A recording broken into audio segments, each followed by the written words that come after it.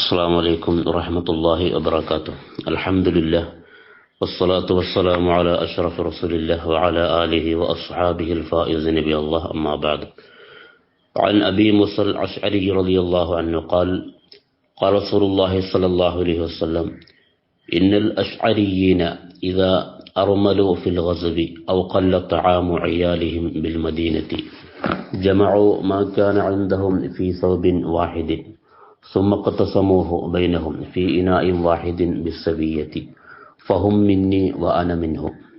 സഹാബി പ്രമുഖനായ അബൂ മുസൽ അശ്അരി റളിയല്ലാഹു അൻഹു റിപ്പോർട്ട് ചെയ്യുകയാണ്.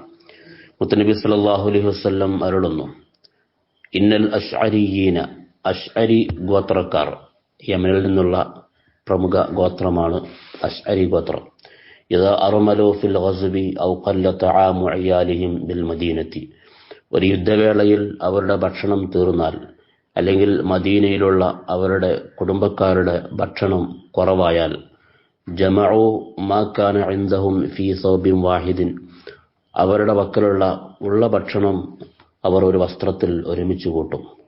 സുമ്മഖ്തസമൂഹു ബൈനഹും ഫീ ഇനാഹിൻ വാഹിദിൻ, പിന്നീട് എല്ലാവരും ആ ഒരുമിച്ച് കൂട്ടിയ ഭക്ഷണം വിഹിതിച്ചെടുക്കും. ബിസ്സവിയ്യത്തി, സമമായി വിഹിതിച്ചെടുക്കും. ഫഹും മിന്നി വ അന മിൻഹും, അവർ എന്നിൽപ്പെട്ടവരാണ്, ഞാൻ അവരിൽപ്പെട്ടവരാണ്. അപ്പോൾ സമൂഹത്തിൽ വിഭവങ്ങൾ കുറയുമ്പോൾ ഉള്ള ആളുകളും ഇല്ലാത്തവരും ഉള്ള കഴിവനുസരിച്ച് അവരുടെ വിഭവങ്ങൾ ശേഖരിക്കുകയും അത് സമമായി വിഹിതിക്കുകയും ചെയ്യുന്നത് ഒരു നല്ല അവസ്ഥയാണ്.